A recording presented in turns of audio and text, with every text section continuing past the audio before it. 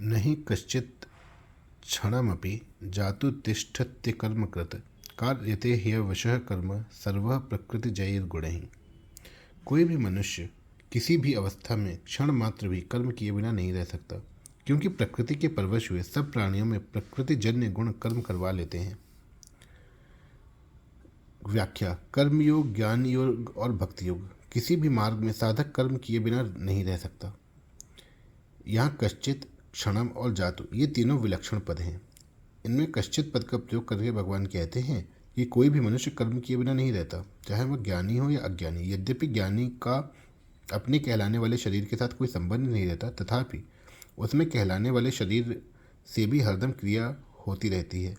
क्षणम पद का प्रयोग करके भगवान कहते हैं कि यद्यपि मनुष्य मैं हरदम कर्म करता हूँ ऐसा नहीं मानता, तथापि जब तक वह शरीर के साथ अपना संबंध मानता है तब तक वह एक क्षण के लिए भी कर्म किए बिना नहीं रहता।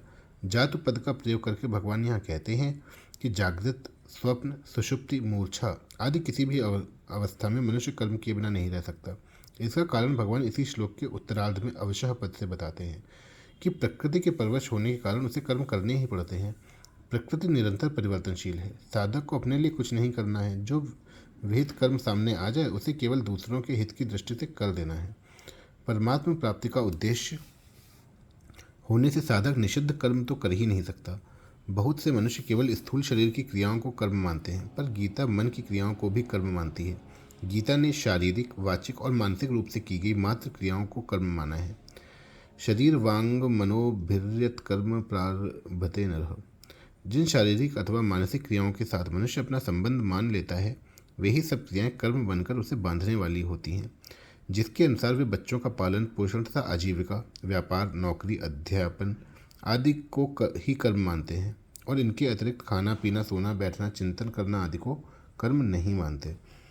इसी कारण कई मनुष्य व्यापार आदि कर्मों को छोड़कर ऐसा मान लेते हैं कि मैं कर्म नहीं कर रहा हूँ, परंतु यह उनकी भारी भूल है। शरीर निर्वाह संबंधी स्थूल शरीर की क्रियाएं, नींद, चिंतन आदि सूक्ष्म शरीर की क्रियाएं और समाधि आदि कारण शरीर की क्रियाएं, ये सब कर्म ही हैं। जब तक शरीर में अहंता, ममता है, तब तक शरीर से होने वाली मात्र क्रियाएं कर्म हैं।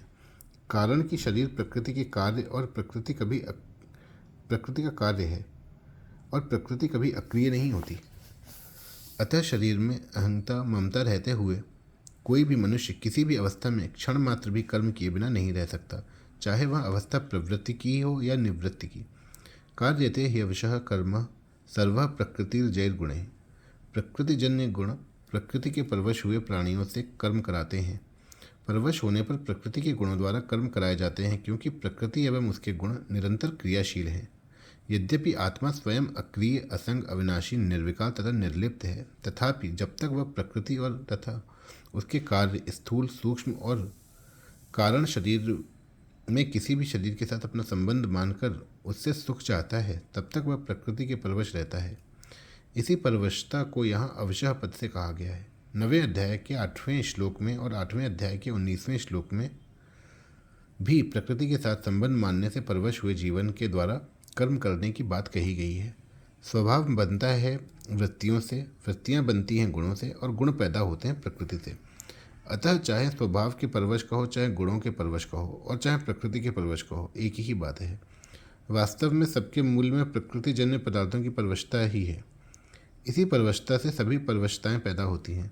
अतः प्रकृतिजन्य पदार्थों की परवशता को ही कहीं काल की, कहीं स्वभाव की, कहीं कर्म की और कहीं गुणों की परवशता कह दिया गया है। तात्पर्य यह है कि यह जीव जब तक प्रकृति और उसके गुणों से अतीत नहीं होता, परमात्मा की प्राप्ति नहीं कर लेता, तब तक यह गुण, काल, स्वभाव आदि के परवश ही रहता है। अर्थात यह जीव जब तक प्रकृति के साथ अपना संबंध मानता है, प्रकृति में स्थित रहता है, तब तक यह कभी गुणों के, कभी काल के, कभी भोगों के और कभी स्वभाव के परवश होता रहता है, कभी स्ववश नहीं रहता। इनके सिवाय यह परिस्थिति, व्यक्ति, स्त्री, पुत्र, धन, मकान आदि के भी परवश होता है। परंतु जब यह गुणों से अतीत अपने स्वरूप का अथवा परमात्म तत्व का अनुभव कर लेता है, तो फिर इसकी यह परवशता नहीं रहती और यह स्वतः सिद्ध स्वतंत्रता को प्राप्त हो जाता है। विशेष बात, प्रकृति की सक्रिय और अक्रिय दो अवस्थाएं हैं। जैसे कार्य करना सक्रिय अवस्था और कार्य ना करना अक्रिय अवस्था। वास्तव में अक्रिय अवस्था में भी प्रकृति अक्रिय नहीं रहती। प्रत्युत उसमें सूक्ष्म रूप से सक्रियता रहती है। जैसे किसी सोए हुए मनुष्य को जागने के समय से पूर्व ही जगा देने पर वह कहता है मुझे कच्ची नींद में जगा दिया। इससे यह सिद्ध हुआ कि नींद की अक्रिय अवस्था में भी नींद के पकने की क्रिया हो रही थी। जब पूरी नींद लेने के बाद मनुष्य जागता है तब उपर्युक्त बात नहीं कहता, क्योंकि नींद का पकना पूर्ण हो गया है। इसी प्रकार समाधि, प्रलय, महाप्रलय आदि की अवस्थाओं में भी सूक्ष्म रूप से क्रिया होती रहती है।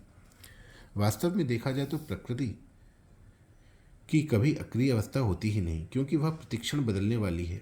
स्वयं आत्मा में कर्तापन नहीं है, परंतु प्रकृति के कार्य शरीर आदि के साथ अपना संबंध मानने से वह प्रकृति के परवश हो जाता है। इसी परवशता के कारण स्वयं अकर्ता होते हुए भी वह अपने को कर्ता मानता रहता है। वस्तुतः आत्मा में कोई भी परिवर्तन रूप क्रिया नहीं होती। जैसे प्रकृति द्वारा समस्त सृष्टि की क्रियाएं स्वाभाविक रूप से हो रही हैं, ऐसे ही उसके द्वारा बालपन, जवानी आदि अवस्थाएं और भोजन का पाचन, श्वासों का आवागमन आदि क्रियाएं एवं इसी प्रकार देखना, सुनना आदि क्रियाएं भी स्वाभाविक रूप से हो रही हैं। परंतु जीवात्मा कुछ क्रियाओं में अपने को कर्ता मानकर बंध जाता है। प्रकृति निरंतर परिवर्तनशील है, पर शुद्ध स्वरूप में कभी कोई परिवर्तन नहीं होता। वास्तव में प्राकृतिक पदार्थों की कोई स्वतंत्र सत्ता नहीं है। प्रतिक्षण बदलते हुए पुंज का नाम ही पदार्थ है। पदार्थों के साथ अपना संबंध मानने से कोई भी मनुष्य किसी भी अवस्था में क्षण मात्र भी कर्म किए बिना नहीं रह सकता। अगर साधक ऐसा वास्तविक अनुभव कर ले कि संपूर्ण क्रियाएं पदार्थों में ही हो रही हैं और पदार्थों के साथ मेरा किंचन मात्र भी संबंध नहीं है, तो वह परवशता से मुक्त हो जाता है। कर्म योगी प्रतिक्षण परिवर्तनशील पदार्थों की कामना, ममता और आसक्ति का त्याग करके इस परवशता को मिटा देता है। भगवान ने इस श्लोक में जो बात कही है वही बात उन्होंने 18वें अध्याय के 11वें श्लोक में भी कही है कि प्रकृति से अपना संबंध मानते हुए कोई भी मनुष्य कर्मों का संपूर्णता से त्याग नहीं कर सकता। परिशिष्ट भाव, क्रिया मात्र केवल प्रकृति में ही होती है, परंतु प्रकृति के साथ अपना तादात्म्य स्वीकार करने से मनुष्य प्रकृति जन्य गुणों के अधीन हो जाता है तथा उसका क्रिया के साथ संबंध हो जाता है। इसलिए प्रकृति के साथ अपना संबंध मानने वाला कोई भी मनुष्य जागृत, स्वप्न, सुषुप्ति, मूर्छा, समाधि तथा सर्ग, महासर्ग, प्रलय, महाप्रलय आदि किसी भी अवस्था में क्षण मात्र भी कर्म किए बिना नहीं रह सकता। सुषुप्ति, मूर्छा तथा समाधि अवस्था में क्रिया कैसे होती है? मनुष्य सोता हो और उसको कोई बीच में ही जगा दे तो कहता है कि मेरे को कच्ची नींद में जगा दिया। इससे सिद्ध होता है कि सुषुप्ति के समय भी नींद के पकने की क्रिया हो रही थी। ऐसे ही मूर्छा और समाधि के समय भी क्रिया होती है। पातंजल योग दर्शन में इस क्रिया को परिणाम नाम से कहा है। परिणाम का अर्थ है परिवर्तन की धारा अर्थात बदलने का प्रवाह। तात्पर्य है कि समाधि के आरंभ से लेकर व्युत्थान होने तक क्रिया होती रहती है। अगर क्रिया ना हो तो व्युत्थान हो ही नहीं सकता। समाधि के समय परिणाम होता है और समाधि के अंत में व्युत्थान।